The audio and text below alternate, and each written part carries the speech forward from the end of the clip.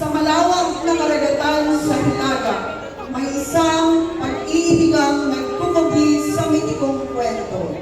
Ang wagas na pagmamahalan ng dalawang itinadhana. May isang nitibong nagngangalang Semi na bighani sa taglay na likit ng prinsesang nagngangalang Rara. Ang pag-ibigang ito ay lingid sa nakararami, ngunit higit sa lahat sa angkan ng prinsesa. Ang pagmamahalang binuo ng tadhana, ang araw at karagatan, kasabay ng pagaspas ng alon, ang tanging saksi sa pag-iibigang yaon. Sa Islang Tagot, doon sila ay tumungo, kung saan ang pandan mayabong na tumubo. Isang Amazona ang namumuno, Miren ang pangalan at siyang pinuno.